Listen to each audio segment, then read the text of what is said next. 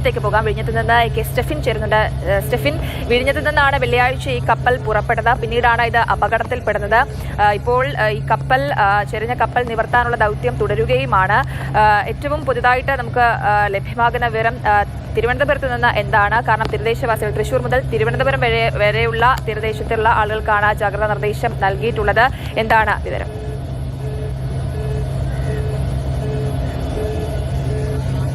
ജയലക്ഷ്മി, വിഴിഞ്ഞത്ത് നിന്ന് ഒരു ദിവസം മുമ്പ് പോയ കപ്പലാണ് അപകടത്തിൽ പെട്ടിരിക്കുന്നത്. കഴിഞ്ഞ ദിവസം ഇതുപോലെ ഈ ദൃശ്യത്തിൽ കാണാൻ കഴിയുന്നത് പോലെ കണ്ടെയ്നറുമായി പോയതാണ്. അതിന് സമാനമായ കാണുന്ന ദൃശ്യത്തിൽ കാണുന്നതിന് സമാനമായ കപ്പലാണ് അപകടത്തിൽപ്പെട്ടത്. ഇവിടെ വന്ന് കണ്ടെയ്നറുകൾ മാറ്റി കൊച്ചിയിലേക്ക് യാത്ര പോവുകയായിരുന്നു.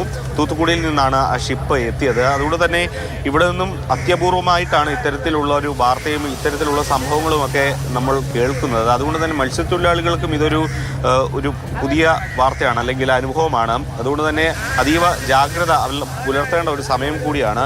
മത്സ്യത്തൊഴിലാളികളെ സംബന്ധിച്ചിടത്തോളം അവർക്ക് ഒരു ആശങ്കയുടെ ദിനങ്ങളാണ് ഈ കഴിഞ്ഞ കാലമെല്ലാം. പ്രത്യേകിച്ചും ഈ മത്സ്യബന്ധനവുമായി ബന്ധപ്പെട്ട് പലതരത്തിലുള്ള പ്രശ്നങ്ങൾ നിലനിൽക്കുന്നു. അതിനിടയ്ക്കാണ് ഇത്തരത്തിലുള്ള ഒരു വാർത്തകൾ. കഴിഞ്ഞ ഈ കപ്പലിന്റെ കണ്ടെയ്നർ മറിഞ്ഞ വാർത്തകളൊക്കെ അറിഞ്ഞിരിക്കുമല്ലോ. എന്തെങ്കിലും തരത്തിലുള്ള ഒരു ജാഗ്രതാ നിർദ്ദേശമൊക്കെ ലഭിച്ചിട്ടുണ്ടോ? നിർദ്ദേശം ഇവിടെ ലഭിച്ചിട്ടില്ല.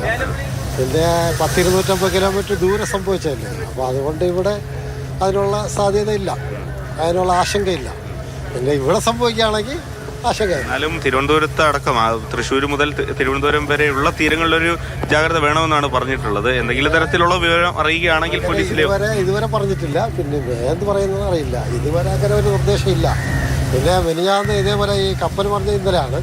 അതിൻ്റെ അന്ന് രാത്രി ഇവിടെ പോയവരൊക്കെ വലയൊക്കെ അറുത്തിട്ടിട്ടാണ്. അത്രയും ഭയങ്കര കാറ്റായിരുന്നു. വള്ളത്തിൽ ചെറിയ ബോട്ടില്ല, ഇതാ കണ്ടില്ല, ഈ 30 അടിയാണ്, 30 അടി നീളമുള്ള ഈ ബോട്ട് കൊണ്ടുവരും. പിന്നെ അവരൊക്കെ ഇപ്പോൾ മത്സ്യത്തൊഴിലായതുകൊണ്ട് അവർക്ക് അതിൻ്റെ ഇതറിയാമെന്നുള്ള ഈ കാറ്റ് വന്നാൽ എങ്ങനെ വരണം അറിയാമെന്നുകൊണ്ട് രക്ഷപ്പെട്ടതാണ്. അല്ലെങ്കിൽ കുറേയൊക്കെ ഇതായിരുന്നു. ഇങ്ങനെയൊക്കെ വരുമ്പോഴാണ് കൂടുതൽ സംഭവിക്കുന്നത്. നമുക്ക് അങ്ങനെ ഒരു കേട്ടുകേൾവില്ലാത്ത കാര്യമാണല്ലോ ഈ വാതക ചോർച്ച, കടയിൽ പ്രശ്നങ്ങൾ ഉണ്ടാകുന്നു. അതൊക്കെ ഒരു ആശങ്കയാണോ? നമുക്ക് ആശങ്കയില്ല, ഇവിടെ ആശങ്കയില്ല. മത്സ്യത്തൊഴിലാളികൾക്ക് അറിയാമല്ലോ. അപ്പോൾ അതുകൊണ്ട് ഇത് എത്ര ചോർച്ച വന്നാലും നമുക്ക് ആശങ്കയില്ല. നമ്മൾ വെള്ളത്തിൻ്റെ പുറത്ത് പോകുന്നുണ്ട്, അതുകൊണ്ട് നമുക്ക് ആശങ്കയില്ല. എന്തോന്നാലും നമുക്കൊരു വിഷയം തരത്തിലുള്ള വിവരം അറിയുകയാണെങ്കിൽ അപ്പോൾ നിർദ്ദേശം കിട്ടും. അപ്പോൾ നമ്മൾ അതുപോലെ സൂക്ഷിക്കും. അപ്പം അങ്ങനെയുള്ള എന്തൊന്നും വിഷയമൊന്നുമില്ല.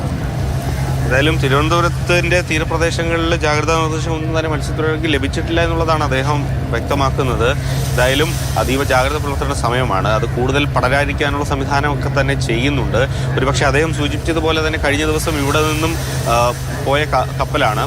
അപ്പോൾ ഈ കൃത്യമായി ആ കണ്ടെയ്നറുകൾ ഘടിപ്പിക്കാത്തത് കൊണ്ടോ അല്ലെങ്കിൽ കടൽ കൂടുതൽ പ്രക്ഷുബ്ധമായതൊക്കെ ആയിരിക്കാം ഈ അപകടത്തിലേക്ക് വഴിവെച്ചത് എന്നുള്ളതാണ് അദ്ദേഹത്തിന്റെ ഒരു സംസാരത്തിൽ നിന്നും അനുമാനത്തിൽ നിന്നും മനസ്സിലാക്കേണ്ടത്. ശരി സ്റ്റെഫിൻ, കൊച്ചിയിലേക്ക് വിഴിഞ്ഞത്ത് നിന്ന് പോയ MSC എൽസ 3 എന്ന കപ്പലാണ് ചെരിഞ്ഞത്. ഈ കപ്പലിൽ 24 ജീവനക്കാരാണ് ഉണ്ടായിരുന്നത്. ഈ ജീവനക്കാരെല്ലാവരും സുരക്ഷിതരാണ് എന്നുള്ള വിവരമാണ് ലഭ്യമാകുന്നത്. ഇപ്പോഴും ക്യാപ്റ്റൻ ഉൾപ്പെടെ 3 പേർ ഈ കപ്പലിൽ സുരക്ഷിതമായി തുടരുന്നുണ്ട് എന്നുള്ളതാണ് നമുക്ക് മനസ്സിലാക്കാൻ സാധിക്കുന്നത്. ഇതിൽ ഏറ്റവും പ്രധാനപ്പെട്ട കാര്യം ഈ കപ്പലിൽ നിന്നുള്ള അപകടകരമായ വസ്തുക്കൾ നിറഞ്ഞ കണ്ടെയ്നറുകൾ തീരത്തടിയാൻ സാധ്യതയുണ്ട് എന്നുള്ളതാണ്. വിവിധ തീരപ്രദേശങ്ങളിലുള്ള ആളുകൾക്കൊക്കെ ജാഗ്രതാ നിർദ്ദേശവും കൊടുത്തിട്ടുണ്ട്.